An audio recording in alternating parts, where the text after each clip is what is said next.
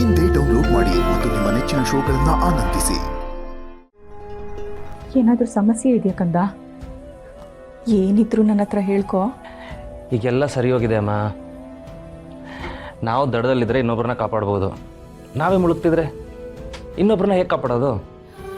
ಈಗ ದಡದಲ್ಲಿ ನಿಂತಿದ್ದೀನಿ, ಇನ್ಮೇಲೆ ಯಾರೂ ಮುಳುಗಲ್ಲ, ಯಾರನ್ನೂ ಮುಳುಗಕ್ಕೆ ನಾನು ಬಿಡಲ್ಲ. ಇಷ್ಟೊಂದು ಒಟ್ಟಾಗಿ ಮಾತಾಡಿದ್ರೆ ನನಗೆ ಅರ್ಥ ಆಗುತ್ತಾ? ನೀವು ಚಿಂತೆ ಮಾಡೋವಂಥದ್ದು ಏನೂ ಇಲ್ಲ. ನಾವಿನ್ಮೇಲೆ ಬೇರೆಯವ್ರಿಗೆ ಚಿಂತೆ ಕೊಡಬೇಕು. ಏನು ಕಂದ, ನನಗೊಂದು ಗೊತ್ತಾಗ್ತಿಲ್ಲ. ಒಟ್ಟಿನಲ್ಲಿ ನೀನು ಚೆನ್ನಾಗಿರ್ಬೇಕಷ್ಟೆ. ನಿಮ್ಮ ಆಶೀರ್ವಾದ ನನ್ನ ಮೇಲೆ ಇರೋ ತನಕ ನಾನು ಚೆನ್ನಾಗೇ ಇರ್ತೀನಿ. ನಿಮಗಿರೋ ಒಂದಷ್ಟು ಗೊಂದಲಗಳಿಗೆ ಉತ್ತರ ಕೊಡಬೇಕು, ಆದಷ್ಟು ಬೇಗ ಉತ್ತರ ಕೊಡ್ತೀನಿ. ಸ್ವಲ್ಪ ಸಮಯ ಬೇಕಷ್ಟೆ.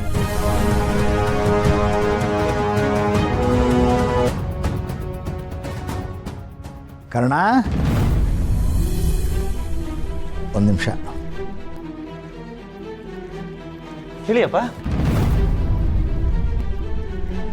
ಕರ್ಣ, ಒಂದು 10 ಲಕ್ಷ ಬೇಕಾಗಿತ್ತು, ಚೆಕ್ ಸೈನ್ ಮಾಡ್ತೀಯಾ? ಏಕೆ?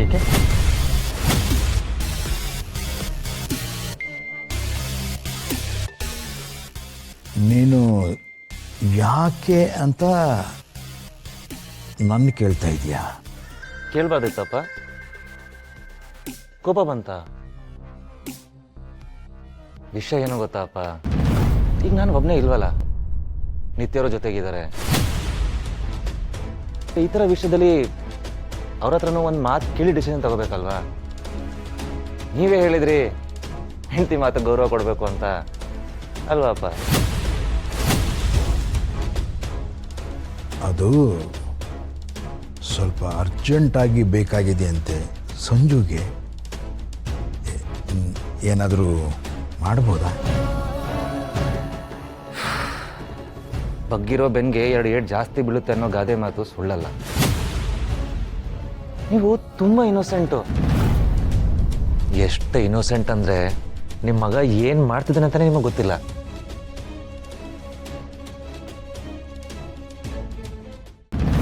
ಸಂಜು ನಿಮ್ಮ ಮುಗ್ಧತೆನ ಮಿಸ್ಯೂಸ್ ಮಾಡ್ಕೊಳ್ಳೋದಕ್ಕೆ ನೀವು ಬಿಡಬಾರ್ದಲ್ವಾ? ಅಂದರೆ ಅವ್ನು ಎಷ್ಟು ಫಾಸ್ಟಾಗಿ ಗಾಡಿ ಓಡಿಸ್ತಾನಂತ ಯಾವತ್ತಾದ್ರೂ ನೋಡಿದ್ದೀರಾ? ಹೆಂಗೆ ವೀಲಿ ಮಾಡ್ತಾನೆ? ಆಕ್ಸಿಡೆಂಟ್ ಆದರೆ ಯಾರು ಜವಾಬ್ದಾರಿ? ಸಂಜುಗೆ ಏನಾದರೆ ಆದರೆ ನನಗಂತೂ ನೋಡೋಕ್ಕಾಗಲ್ಲ ಅಪ್ಪ. ನಿಮ್ಗಾಗುತ್ತಾ? ಎಷ್ಟು ಡ್ರಿಂಕ್ಸ್ ಮಾಡ್ತಾನೆ ಗೊತ್ತಾ ಅಪ್ಪ? ಲಿವರು ಕಿಡ್ನಿ ಡ್ಯಾಮೇಜ್ ಆದರೆ ಮುಂದಕ್ಕೆ ಏನು ಗತಿ? ಫ್ರೆಂಡ್ಸ್ ಜೊತೆ 3 ಹೊತ್ತು ಸ್ಮೋಕ್ ಮಾಡ್ಕೊಂಡು ನಿಂತಿರ್ತಾನಪ್ಪ. ದಿನಕ್ಕೆ 2 ಪ್ಯಾಕು. ಇಷ್ಟೊತ್ತಿಗೆ ಲಂಗ್ಸ್ ಅಂತೂ 50% ಡ್ಯಾಮೇಜ್ ಆಗೋಗಿರುತ್ತೆ. ಹೆಂಗೆ ರಿಕವರ್ ಮಾಡೋದಪ್ಪ? ಆನ್ಲೈನ್ ಬೆಟ್ಟಿಂಗ್ಸು, ಏನೇನೋ ಗೇಮ್ಸು, ಫುಲ್ ದಾರಿ ಬಿಟ್ಬಿಟ್ಟಿದ್ದಾನೆ. ನೀವು ಈಗಲೇ ಅವನಿಗೊಂದು ಫೋನ್ ಮಾಡಿ ನಾನು ಹೇಳ್ತೀನಿ.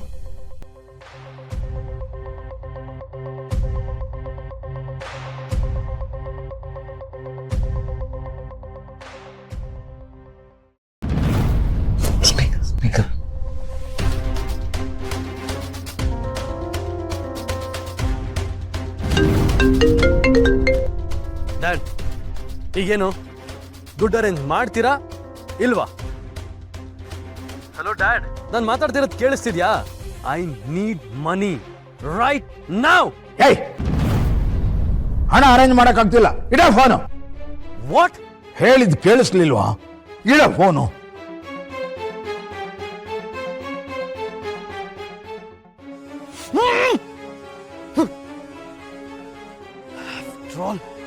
ಒಂದು 10 lakhs ಅರೇಂಜ್ ಮಾಡೋಕ್ಕಾಗ್ಲಿಲ್ವಾ?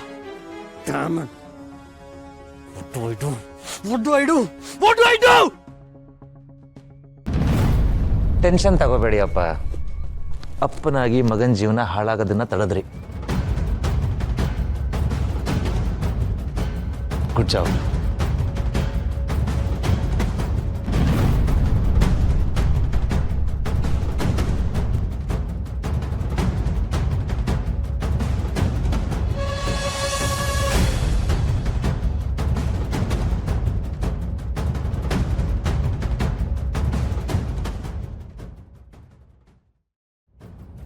ಏನ್ ಮಾಡ್ಬಿಟ್ಟೆ ದೇವ್ರೆ ನೀನು? ದೇವ್ರನ್ನ ಹಾಗೆಲ್ಲ ಬೈಕೋಬೇಡಿ. ಕಾರಣ? ಯಾಕೆ ಈ ಪ್ರಾಪರ್ಟಿನ ನನ್ನ ಹೆಸರಿಗೆ ಮಾಡಿದ್ರೆ? ಪಡ್ಕೊಳ್ಳೋ ಸ್ಥಾನದಲ್ಲೂ ನಾನಿಲ್ಲ, ಯೋಗ್ಯತೆನೂ ನನ್ಗಿಲ್ಲ. ಹಾಗಂತ ನಿಮಗ್ ನೀವೇ ಅನ್ಕೋಬಿಟ್ರೆ? ಯಾವುದನ್ನೇ ಪಡ್ಕೊಳ್ಳೋಕ್ಕೂ ಪರಿಶ್ರಮ ಇರಬೇಕು, ಅಥವಾ ಬಾಂಧವ್ಯನಾದ್ರೂ ಇರಬೇಕು. ಅದೆರಡು ಇಲ್ಲದೆ ಸಿಗೋ ಈ ಆಸ್ತಿ ಐಶ್ವರ್ಯದಿಂದ ದುಃಖನೇ ಹೆಚ್ಚು. ಎಲ್ಲ ನಾವು ಅನ್ಕೊಂಡಂಗೆ ಆಗ್ಬೇಕು ಅಂತ ಇಲ್ಲ ನಿತ್ಯ. ನನ್ನೇ ನೋಡಿ, ನನ್ಗೇನೂ ಬಯಸಿರ್ಲಿಲ್ಲ. ನಾನೊಬ್ಬ ಅನಾಥ. ಆದ್ರೂ ತಾತ ಈ ಆಸ್ತಿ ಎಲ್ಲ ನನ್ನ ಹೆಸರಿಗೆ ಬರೋದ್ರು, ಮೆಡಿಸಿನ್ ಓದಿಸಿದ್ರು, ಡಾಕ್ಟರ್ ಆದೆ. ಇದು ಯಾವುದು ನಾನು ಬಯಸ್ದೆ ನನಗೆ ಸಿಕ್ಕಿದ್ದು. ನೋಡಿ, ಜೀವನ ಯಾವತ್ತೂ ನಿಮ್ಮನ್ನ ಕೇಳಿ ಏನೂ ಕೊಡಲ್ಲ. ಯಾರಿಗೆ ಯೋಗ್ಯತೆ ಇದೆಯೋ, ಯಾವ ಜವಾಬ್ದಾರಿನ ನಿಭಾಯಿಸ್ತಾರೋ ಅವ್ರನ್ನ ತಾನಾಗೆ ಆಯ್ಕೆ ಮಾಡ್ಕೊಳ್ಳುತ್ತೆ. ಆದ್ರೂ ನನ್ಗೆ ತುಂಬಾ ಭಾರ ಅನ್ನಿಸ್ತದೆ. ಅಲ್ಲ, ನಾನು ನಿಮ್ ಕುಟುಂಬದವಳೇ ಅಲ್ಲ. ಪ್ಲೀಸ್ ಆಗಿ ಹೇಳ್ಬೇಡಿ, ನೀವು ನಮ್ಮ ಕುಟುಂಬದವ್ರೆ. ದೇವ್ರು ಕೊಟ್ಟಿರೋದನ್ನ ಖುಷಿಯಾಗಿ ಸ್ವೀಕಾರ ಮಾಡ್ಕೊಳ್ಳಿ. ಕೂಲಾಗಿರಿ.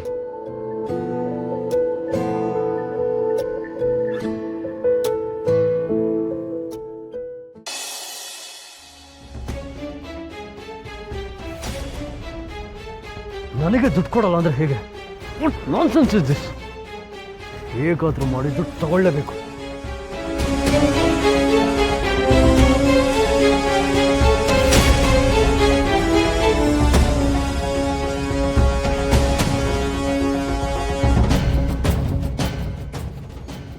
ದುಡ್ಡು ಅರೇಂಜ್ ಆಯ್ತೇನೋ ಮಗ, ನಾಳೆ ಏನೋ ನಮ್ಮ ಕತೆ.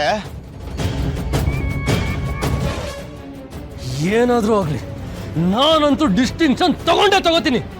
ಯಾವುದೇ ಕಾರಣಕ್ಕೂ ಬಿಡಲ್ಲ.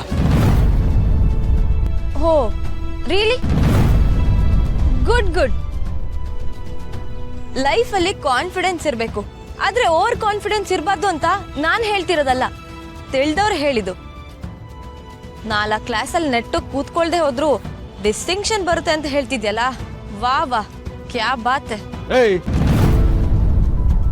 ಸುಮ್ಮನಿದ್ದೀನಿ ತಾನೆ, ಕೆಡಕ್ ಬೇಡ, ಸುಮ್ಮನೆ ಹೋಗ್ತಾ ಇರ್. ನಿನ್ನ ಆತ್ಮವಿಶ್ವಾಸ ನೋಡಿ ನನಗೆ ತುಂಬಾ ಖುಷಿ ಆಯ್ತು. Good luck, all the very best. ನೀನು ಅನ್ಕೊಂಡಾಗೆ ಡಿಸ್ಟಿಂಕ್ಷನ್ನೇ ಬರಲಿ.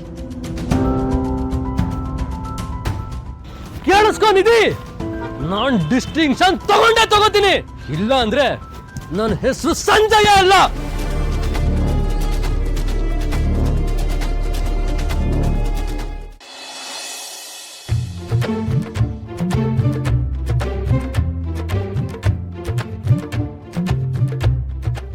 ಟೈಮ್ ಆಯ್ತು, ಯಾಕೆ ಕರ್ಣ ಸರ್ ಇನ್ನೂ ಬಂದಿಲ್ಲ?